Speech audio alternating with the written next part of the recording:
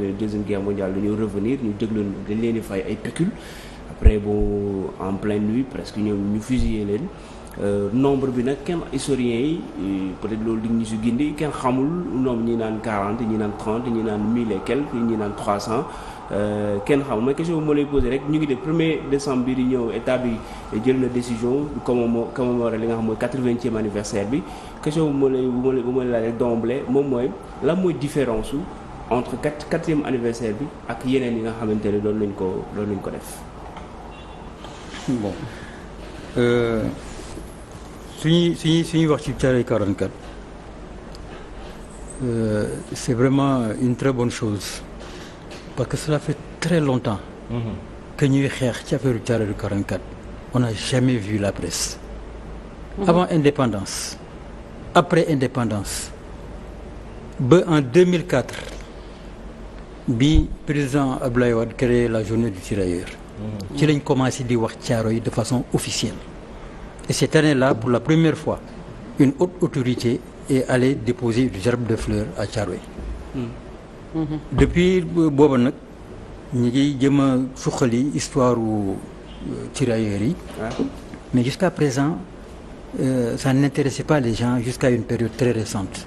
Léegi la ci nit ñi commencé jël conscience te on est loin d'avoir creusé profondément dans cette histoire-là. Alors Thiaroye 44 suñ koy wax di dem directement ci affaire nombre de morts ki man dafa may jaaxal parce que Thiaroye 44 dafa am fu mu jógee. Gis nga quand la seconde guerre mondiale a éclaté en 1939 les Français, les Alliés étaient en très mauvaise posture. 1939-1940, ce qu'on appelle la débâcle française. Ça a été une défaite très rapide et terrible. Foofu le problème mu tirailleurs yi commencé parce que les Allemands ne faisaient pas de prisonniers. On prenait des Noirs, on les exécutait sur place. Les Blancs, c'était des prisonniers. On les menait donc en prison. Alors, il a fallu que le commandement allemand lui-même intervienne pour que ñu arrêté massacre bi. Loolu nag am na plusieurs raisons pourquoi Allemands yi doon massacrer suñu tirailleurs yi en 39-40 parce que bi défaite bi amee nga xam ni léegi c'était presque consommé mais tirailleurs yi on leur avait fait comprendre que yéen duñu leen def prisonnier Allemands yi su leen jàppee dañ leen di rey donc quand on arrêtait effectivement les soldats alliés les Blancs étaient immédiatement faits prisonniers mais les Noirs on les exécutait alors bruit boobu courir ba nga xam ni ñoom ils n'avaient pas le choix xam nañ ni ou alors ils se laissent tuer ou alors ils se défendent jusqu'à la dernière énergie ce qu'ils ont fait et ça remonte déjà à la Grande Guerre quand je dis Grande Guerre c'est la première guerre mondiale mais j'ai pas le temps d'aller sur ce sujet-là alors léegi bi ñu xamee loolu ñu commencé nag di résister di jaay seen bakkan vraiment c'était difficile pour les Allemands et les Allemands déjà durant la Grande Guerre avaient une peur bleue des tirailleurs et ça s'est accentué justement avec cette résistance armée durant la campagne de 39-40 alors léegi bi ñu kiiyee il a fallu que commandement allemand bi intervenir pour que Allemands yi arrêté massacre bi bon mais ils ne voulaient pas des Noirs sur le sol allemand ñu ne leen kon on n'a qu'à les emprisonner en France parce qu'ils veulent pas souiller le sol allemand alors c'est en ce moment-là qu'on leur a créé des prisons à l'air libre qu'on appelle en allemand les Frontstalag alors ñi nga xam ne nag ils n'ont pas été faits prisonniers ils ont réussi à rejoindre comment dirais-je l'autre partie de la France qui était libre on les a démobilisés et plutôt que de leur payer les sous qu'on leur devait on leur a demandé de rentrer sur place et ils vont être payés en Afrique. Ils étaient combien? Non, attends, ça c'est pas les prisonniers de Thiaroye. OK. C'était différent. Dama lay wax origine bi. Ouais. Alors bi ñu ñëwee ba donc ñu war leen fay ñi nga xam ni dañu dem ñu démobiliser leen normalement dans la partie de la France qui était encore gérée par Vichy ñooñu on devait leur payer sur place avant ñuy retourner. On leur a dit retournez chez vous en Afrique, on va vous payer là-bas. Alors il s'agissait de gens qui devaient rentrer à Dédougou. Dédougou, c'est dans le Soudan français, mais aujourd'hui c'est au Burkina. Alors c'est le cas de ceux qui devaient rentrer à Kindia. Il y avait une autre localité. Alors, arrivé à Dakar, le gouverneur général qui leur dit, bon écoutez, vous rentrez dans vos pays, vos territoires respectifs, vous allez être payés là-bas. Alors, donc pour les Guinéens de Kindia, am na beneen dëkk Guinée, ñu ne leen vous rentrez. Kankan nekkul Kankan. Kankan, c'était Kankan. Vous allez à Conakry, donc on va vous payer. Gouverneur général moo leen wax loolu. Bi ñu demee à Conakry, le gouverneur, parce qu'il y avait le gouverneur général, il y avait les gouverneurs par qu'on appelle les lieutenants-gouverneurs. Alors, le gouverneur de Conakry leur dit, bon, vous allez rentrer dans vos cercles respectifs et le commandant de cercle va vous payer.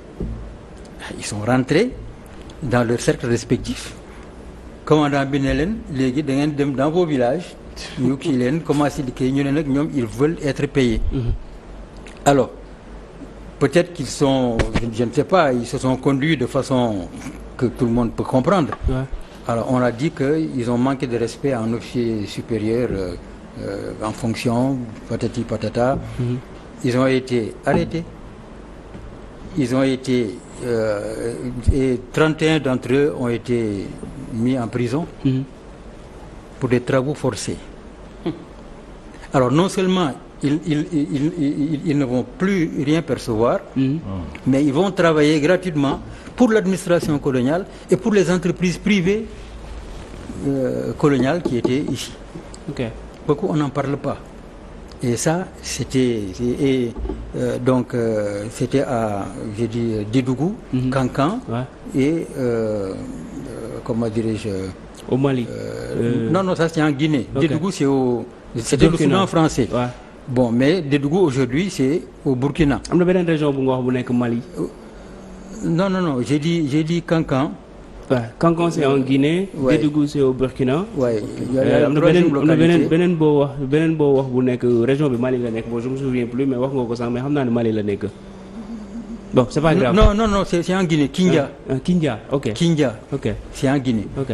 Alors, donc loolu moom mooy déjà les premières manifestations de massacre chez les Djiraï, enfin massacre. Ñii on les a privés, on les a spoliés financièrement. Ensuite, ils ont été mis en prison. Ouais. Alors, ñu jógee foofu, ceux qui maintenant ont été arrêtés par les Allemands, ñi ma wax nii, ils ont été démobilisés dans la France qui était encore sous contrôle français.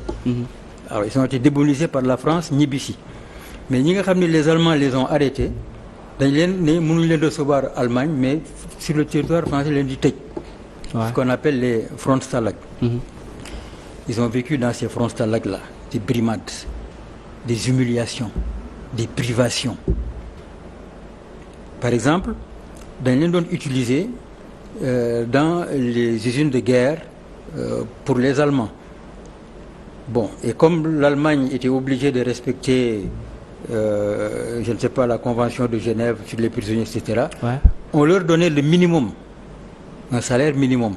Mais salaire minimum boobu quand même dañ ko doon dajale di ko denc.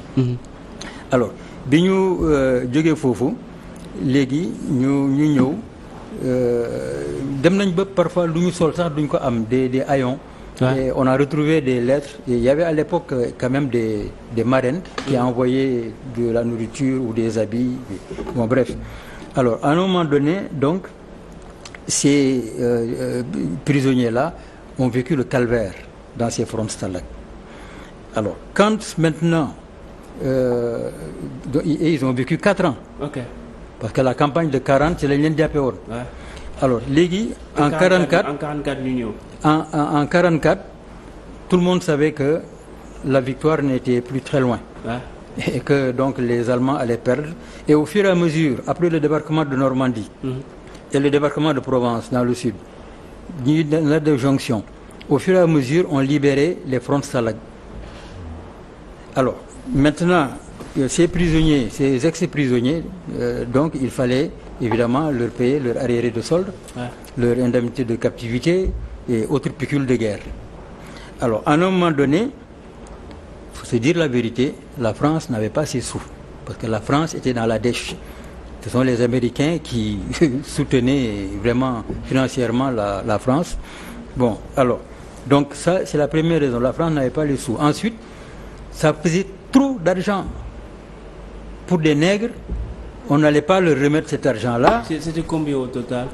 Combien au total? Je ne pourrais m'avancer sur des chiffres, mais je sais que le général Boisboissel, qui était le commandant supérieur de l'AOF, avait dit que ce que les tirailleurs avaient pu collecter comme argent venant de leurs prestations dans ces fronts-là, bon, c'était beaucoup d'argent. Et on disait qu'il y a des tirailleurs qui étaient arrivés à comment on dit encore, à collecter, à garder quelques 15 000 à 20 000 francs à l'époque. Et le général Boisboissel a fait un calcul pour dire qu'au total, ça devait être 18 millions de francs. Au total. C'était beaucoup d'argent. Et ça, c'était seulement ce qu'ils avaient dans les fronts de Salag. Hein. Okay. Je ne parle pas de leur arrière de solde ou autre chose. Alors, maintenant, cet argent-là, il y a des tirailleurs qui en avaient 15, d'autres en avaient 20, et il paraît que certains avaient jusqu'à 100 000 francs. Alors, quand ils sont arrivés avec cet argent-là, il fallait convertir cela en monnaie locale. Eux, ils ont refusé en disant qu'ils vont garder les francs métropolitains. Alors, c'est là où il y a eu un premier problème pour les échanges, etc. Bon, on n'en est pas encore là. Alors, quand, à un moment donné, ces prisonniers ont été libérés, il fallait donc payer les arriérés de solde et autres indemnités de guerre. Mais, comme la France n'avait pas cet argent-là, et les ex-prisonniers ont commencé à manifester une désobéissance. Un soldat, ton chef qui passe, tu ne le salues pas, bon, etc. Ça a commencé à faire un peu peur à la hiérarchie militaire. Alors c'est à ce moment-là qu'ils ont décidé de les rapatrier très rapidement, d'autant plus que la frustration était dans l'air du temps à l'époque. Les soldats qui étaient restés au front ou qui sont revenus après le débarquement de Provence, ces soldats donc avaient également un problème avec la hiérarchie militaire, puisque, comme vous le savez, quand le débarquement de Provence a eu lieu, les tirailleurs étaient en première ligne. Ils ont libéré tout le sud de l'Europe, tout le midi de la France, et à un moment donné, il ne restait plus qu'à marcher, et c'était plus facile. Et vous savez, pour un soldat en guerre, il n'y a rien de plus malheureux qu'au moment de toucher à la victoire, d'entrer dans les villes de façon triomphale, d'être accueilli par les populations qui vous applaudissent, etc. On vous dit, vous, arrêtez-vous là. Ce sont les autres qui doivent y aller. Les autres, c'est qui? Ce sont les jeunes maquisards qui étaient dans la résistance française et que les communistes ont toujours encadré. Maintenant, en 1944, on sait que ce sera bientôt la fin. On commence à envisager l'avenir politique de la France. Alors, et l'avenir politique de la France ne pouvait pas se faire avec les communistes. Il fallait tout faire pour leur barrer la route. Or, ces jeunes maquisards qui ont remplacé les tirailleurs, donc ils risquaient d'avoir un poids assez important. Et donc, il fallait les canaliser. Alors, on les a enrôlés de façon officielle, donc ils deviennent des militaires sous les drapeaux, donc ils sont aux ordres, donc ils sont mieux contrôlés. Mais en attendant, ceux qui ont été déshabillés, quand je dis déshabillés, c'est le mot, hein, ils ont enlevé leur habit, ils ont donné ça aux jeunes maquisards et ils portaient presque des haillons. Si ce n'était pas les Américains, ils n'auraient pas eu d'autres tenues de rechange. Alors, donc, ces gens-là, on les a déshabillés, c'est une humiliation, en plus de les frustrer d'un accueil triomphal. Alors, tout cela fait que, c'est ce qu'on appelle dans l'histoire le blanchiment, On a blanchi les troupes. Alors, et les ex-prisonniers étaient au courant de cela. Donc ça a augmenté à la frustration. Ils ont dit, alors il faut rapidement évacuer ces gens-là avant qu'ils ne gangrènent toute la France. D'accord, ci noonu lañ ñëwee fii. maa ngi làkk français rek.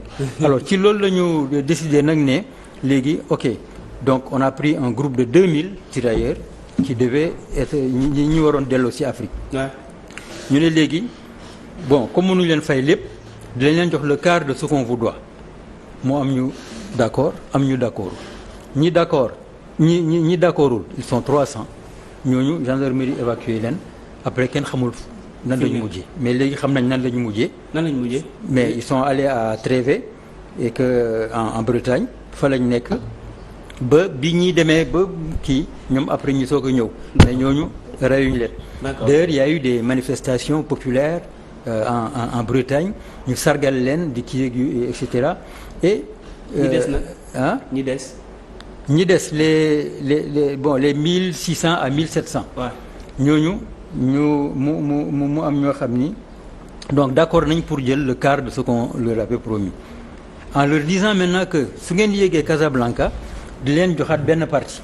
ok alors astafurlah dañ leen ne su ngeen yéegee Dakar ci lañ leen di fay léegi bi ñu yéegee Casablanca d'après les recherches là il y a 400 d'entre eux ne ñoom du ñu continuer dañ leen di fay wala fii la ñuy kii ce qui est invraisemblable parce que imaginez à l'époque les bateaux soo ci duggee pour nga wàcc bateau bi pour ñëw ci côte bi il faut nga am barge la yóbbu c'est pas comme cela alors qui plus est c'était des noirs ñoo xam ni nan la ñuy mën a wàccee Casablanca réer ci biir population alors que ay nit ñu ñuul lañ ce qui veut dire quoi que loolu c'est faux 400 n'ont jamais débarqué à Casablanca en fait loolu dañ bëggoon a wàññi nombre bi yegg ci Dakar parce que officiellement dañ ne 1280 ñoo ñëw Dakar or en réalité si on y met les 400 de Casablanca ça va vers les 1600 1700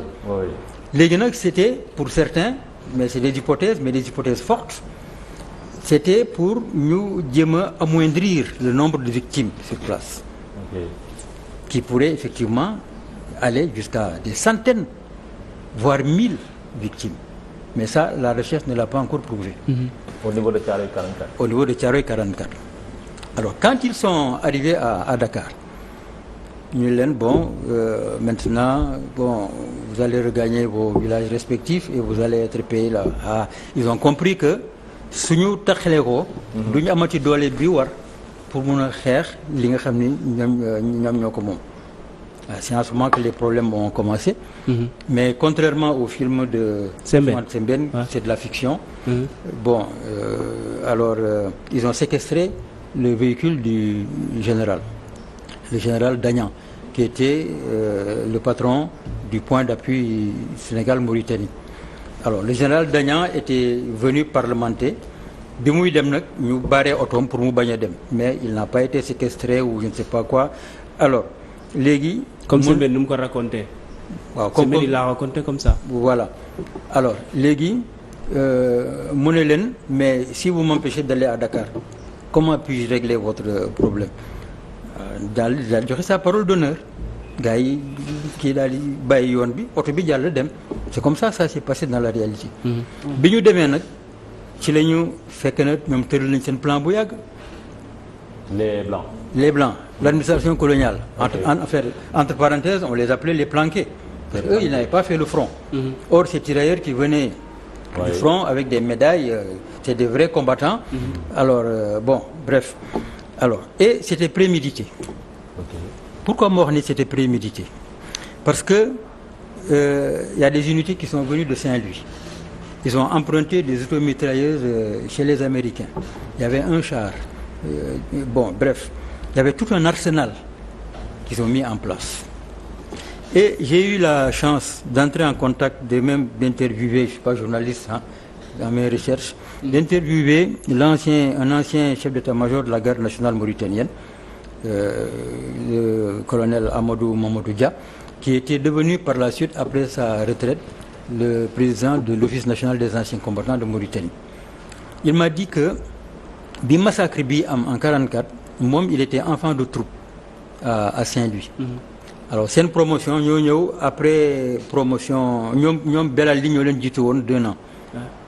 Alors mu ne seen encadreurs yi ñëw ne leen ils vont s'absenter pour quelque temps ils vont en mission dans le Sahara parce que dañuy dem y a du matériel que les Américains ont abandonné dans le Sahara moom la ñuy dem récupérer indi ko Dakar.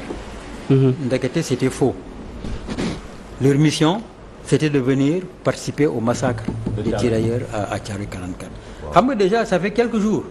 Donc c'était prémédité. Alors et quand ces encadreurs-là sont revenus, c'était des sous-officiers, subalternes, sergents ay kii et cetera. Alors bi ñu dellu see Saint-Louis ci école des enfants de troupe qui est devenu aujourd'hui le prisonnier militaire, ils se targuaient de raconter à leur potage que oui on était allé à Dakar, on a cassé du tirailleur, on a cassé bon c'est di bàkku quoi. Ouais. Et ça le vieux me l'a relaté. Alors donc bi ñu kii alors contrairement au film de Thiaroye au film de Sembène bëccëg lañ leen rey. Ok. Alors parce que moom guddi la guddi c'est-à-dire que à l'aube lañ prépositionné seen oto yeeg yooyu. Léegi bi ñu defee appel bi à 9h pour que ñu regroupé wu léegi ñu ne pour que les Soudanais les kii ñu dem pour jël train bi ñu ne duñ dem ci la ñu ouvrir le feu donc c'était prémédité. D'accord. Parce que mënuloo en moins d'une heure regrouper toutes ces unités là et le matériel qu'il faut ba noppi bon bref alors les coups de feu sont partis et contrairement à ce qu'ils disent ce n'est pas une mutinerie. Ok. Alors les coups d'ailleurs quand on voit le nombre de blessés, le nombre de morts, etc. De l'autre côté, il n'y a eu qu'un blessé et je crois que c'est une balle, une balle qui a ricoché pour gagner ko. Mais il n'y a pas de qui. Et c'était une exécution alors. Hein? C'était une exécution. Mais absolument, madame. Alors, Armel Mabon, certainement vous avez entendu parler d'elle. Alors, Armel Mabon a dit que quand on a rapporté au général Boissel, c'est-à-dire le grand chef de l'AOF, quel est le matériel qui avait été utilisé, il a dit mais donc vous avez massacré les gens. Alors le chef des opérations lui a dit non on a tiré sur les toits etc. Bon kooku ay xale nga koy wax ñu koy gëm. Alors léegi quand il y a eu ce massacre, maintenant on épilogue sur le nombre de morts etc. On minimise. On dit qu'ils sont enterrés à Thiaroye, au cimetière militaire de Thiaroye. Xam nga xale mën nga ko nax mais mag mënoo ko nax. Et les historiens tôt ou tard ils vont découvrir la vérité. Et cette vérité va passer par les fouilles archéologiques. Maintenant, pour le nombre de morts, j'ai dit que ils ont essayé d'amoindrir. C'est-à-dire qu'il y a 400 qui sont laissés durant le trajet. Voilà. Alors